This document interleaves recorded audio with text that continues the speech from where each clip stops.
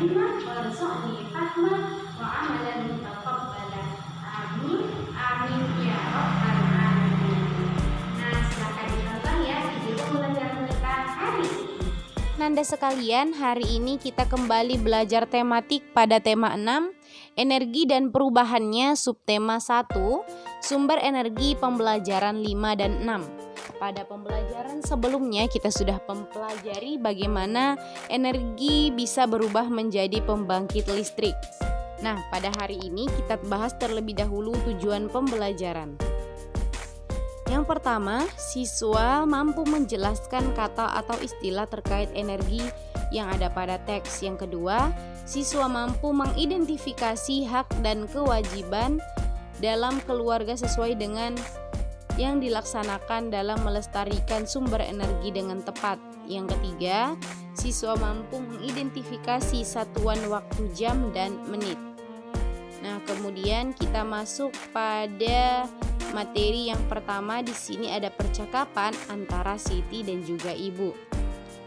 Nah, di sini boleh dipraktekkan ya Anda sekalian di rumah bersama orang tua di rumah atau bersama kakak. Nah, kemudian yang pertama adalah Siti berbicara kepada ibunya. Bu, mengapa ya angkot tadi mogok? Sebab bensinnya habis. Kalau bensinnya habis, mesinnya tidak dapat hidup. Akibatnya mobil tersebut mogok. Kemudian Siti menjawab, berarti bensin sumber energi mobil ya Bu? Bener nak, bensin adalah salah satu jenis bahan bakar minyak untuk kendaraan. Bahan bakar minyak terbuat dari apa Bu? Bahan bakar minyak BBM berasal dari fosil hewan. Fosil hewan adalah hewan yang mati dan tertimbun di dalam tanah jutaan tahun yang lalu. Kemudian Siti menjawab, berarti sulit ya Bu memperoleh BBM itu? Ibu menjawab, iya nak, butuh waktu yang sangat lama. Apakah BBM hanya untuk menghidupkan kendaraan Bu? Oh tidak, BBM itu bukan hanya untuk kendaraan. BBM juga dapat digunakan di dapur untuk menyalakan kompor, di pabrik untuk menghidupkan mesin-mesin pabrik. Jadi di mana saja BBM banyak digunakan. Lama-kelamaan dapat habis ya Bu? Betul nak.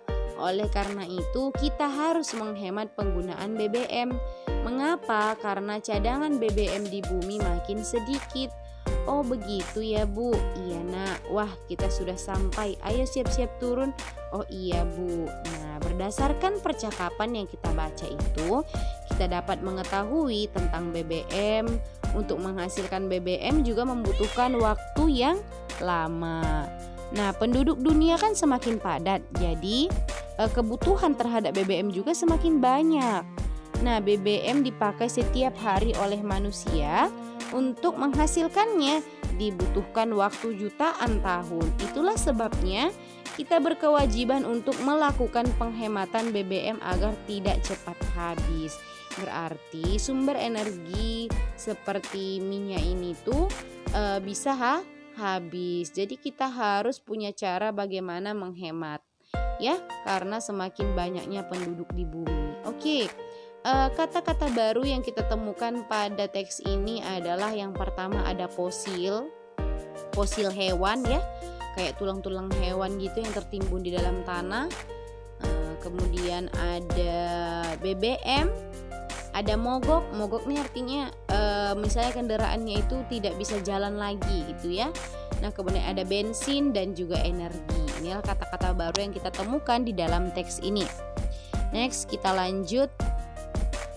Cara membaca dan menggambar jam. Nah, pada materi hari ini kita akan bahas tentang jam ya. Jam itu ada dua jenis, yaitu yang pertama jam analog, jam yang pakai jarum jam.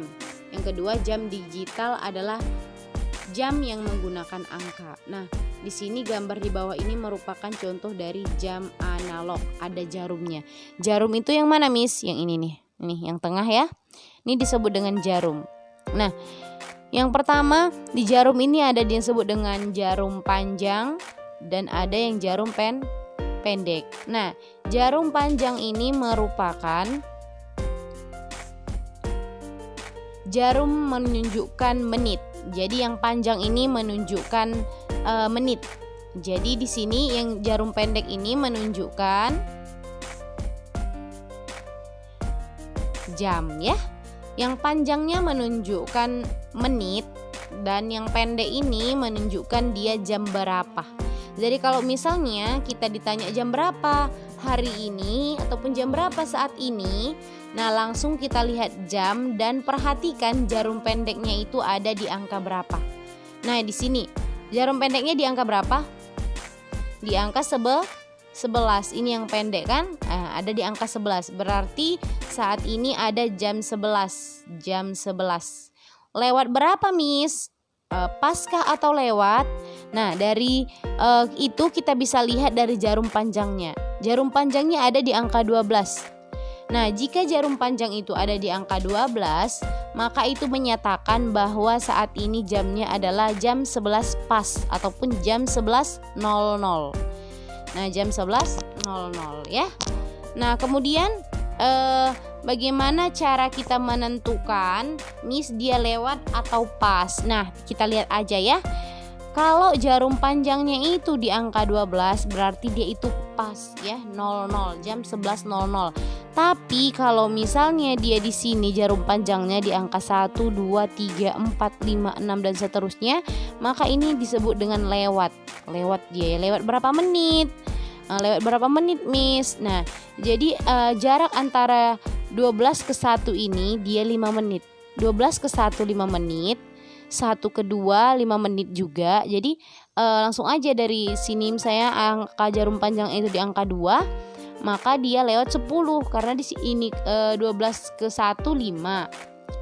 1 ke 2 juga 5. Berarti 10 ya. Jadi 5 10 15 20 25 30 35 40 45 50 50 55 60. Karena 1 jam itu 60 menit. Makanya kalau misalnya jarum panjangnya ini di angka 3, tinggal kita hitung lewat berapa dia. 5, 10, 15. Berarti kalau jarum pendeknya di angka 11, jarum panjangnya di angka 3, maka itu jam 11 lewat 15. Oke, kita masuk. Nah, di sini kita akan lihat gambar berikut. Nah, gambar ini menunjukkan pukul 11.00. Kenapa begitu, Miss? Coba kita perhatikan. Di mana jarum pendeknya? Di angka 11. Nah, di mana jarum panjangnya? Di angka 12. Nah, kalau kata Miss tadi jarum panjang itu di angka 12, maka dia itu sama dengan 11.00 ataupun jam 11 pas, jam 11.00 ya. Nah, kalau pokoknya jarum panjangnya itu kalau di angka 12 itu pas. Tapi kalau jarum panjangnya itu di sini antara 1, 2, 3, 4, 5, 6, 7, 8, 9, 10, maka itu disebut lewat. Lewat berapa gitu. Kalau jarum panjangnya di angka 4 berarti lewat berapa? Kita tinggal hitung. Di angka 1 dia 5, angka 2 10, angka 3 15, angka 4 20, angka 5 25. Berarti jam 11.25. Begitu ya. Nah, jadi yang Ananda fokuskan adalah ketika melihat jam, perhatikan yang pertama kali adalah jarum pendeknya. Nah, di sini ini ada jam 11. Kita lihat di sini jarum pendeknya itu di mana? Ya, benar, di jam 11. Berarti ini jam 11. Lewat berapa, Miss? Karena jarum panjangnya itu enggak di angka 12. Berarti lewat berapa, Miss? Kita hitung ya. Di angka 1 itu 5. Di angka 2 10, di angka 3 15. Berarti 5 10 15. Tambah-tambah 5 dia. Jadi antara jarak jam 12 ke jam 1 itu 5 menit. Kemudian jam 1 ke jam 2 itu 5 menit. Jadi 10 tambah 5 lagi di sini menjadi 15. Maka jam 11.15 ya. Nah, kemudian di sini jarum pendeknya itu di angka berapa, Ananda? Ya, benar, di angka 11. Ini lewat berapa, Miss, namanya, Miss? Oke, kita hitung lagi ya. 12 ke angka 1 itu 5, tambah 5 lagi 10, tambah 5 15, di angka 3 15, di angka 4 20, di angka 5 25, di angka 6 30. Maka jamnya adalah jam 11.30. Nah, begitu ya. Nah, di sini jarum pendeknya di mana, Abang Kakak? Iya, benar, di angka 1 dan jarum panjangnya di angka 12. Berarti jam berapa, Abang Kakak sekalian? Iya, benar, jam 1.00 ataupun jam 1 pas. Iya, benar ya. Jadi kalau jarum panjangnya di angka 12 maka dia pas 00 gitu ya, jam 1.00. Tapi kalau misalnya jarum panjangnya melewati angka 12 maka dia disebut dengan lewat. Lewat berapa gitu ya. Kalau misalnya jam 11 jarum pendeknya itu maka dia jam 11. Misalnya jarum panjangnya di angka 4 maka jam 11 lewat 20. Begitu ya. Nah, kemudian kita masuk pada latihan. Jadi di sini latihannya kita akan buat jarum pendek sama jarum panjang jamnya. Kita sesuaikan dengan ini ya. Di sini ada jam 7.00. Oke, kita buat ya. Jam 7.00 artinya adalah jarum pendeknya itu di jam berapa, Ananda sekalian? Iya, benar, jarum pendeknya itu di angka 7 karena jam 7. Kemudian jarum panjangnya di angka berapa? Kalau 00 jam 7 pas berarti artinya itu di mana? Nggak lewat dia, di mana? Iya, benar, di angka 12. Di angka 12 ya. Oke, di angka 12. Nah, berarti di sini ini adalah menunjukkan jam 7.00 ataupun jam 7 pas. Maaf ya kalau misalnya tidak lurus ya jarum yang Miss buat. Jarum panjangnya di angka 12 maka dia sama dengan jam 7 pas. Nah, kemudian di contoh yang kedua jam 7.20. Berarti kalau jam 7 jarum pendeknya di angka 7. Oke, kita buat jarum pendeknya di angka 7. Nah, angka 7. Nah, jam 7.20 berarti lewat dari angka 12 ini. Nah, 20 itu di mana? Oke, di angka 1 itu 5, di angka 2 itu 10, angka 3 15, di angka 4 20. Nah, dia tambah-tambah 5 ya. Nah, maka jarum panjangnya itu ada di angka 4 ya. Jadi ada di angka 4. Maka ini disebut dengan jam 7:20. Oke, Ananda. Nah, kemudian di yang ketiga jam 6.40. Jam 6.40 berarti kalau kita lihat 6 artinya jarum pendeknya itu di angka 6. Oke, di angka 6. Kemudian Miss kalau lihat 40 di mana Miss? Oke, kita hitung. Dia jarak antara 12 ke 1 5, 1 ke 2 itu 10, 2 ke 3 itu 15 ya, ini 15.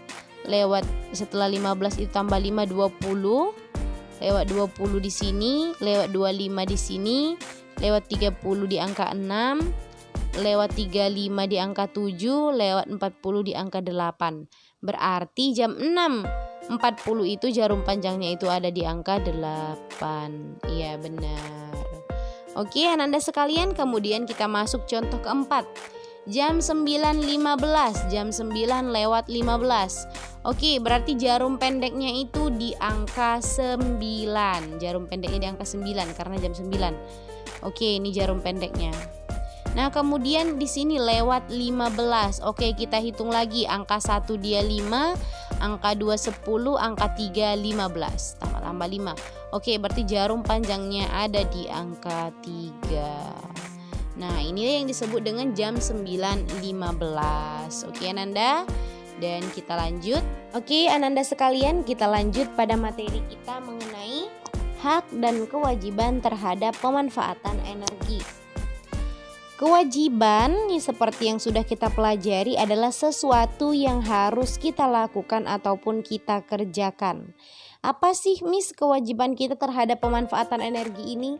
Apa yang harus kita lakukan dalam memanfaatkan energi ini, Miss? Nah, yang pertama adalah kewajiban kita mematikan keran air jika tidak digunakan. Jangan biarkan keran air itu sampai tumpah-tumpah airnya di kamar mandi ya. Silahkan dihemat, matikan kerannya jika tidak dipakai. Kemudian yang kedua, tidak membuang-buang makanan. Jadi kalau misalnya makanan itu nggak habis, berarti seterusnya jangan ambil berlebihan. Ambillah secukupnya, yang sekiranya itu kita bakalan habis gitu ya. Kemudian yang ketiga, mematikan lampu di siang hari. Kalau siang hari kan matahari itu terang kali gitu ya. Nah, rumah kita juga kemungkinan tidak butuh listrik di siang hari, maka silahkan dimatikan lampunya. Kemudian yang keempat, tidak menghamburkan air di kamar mandi.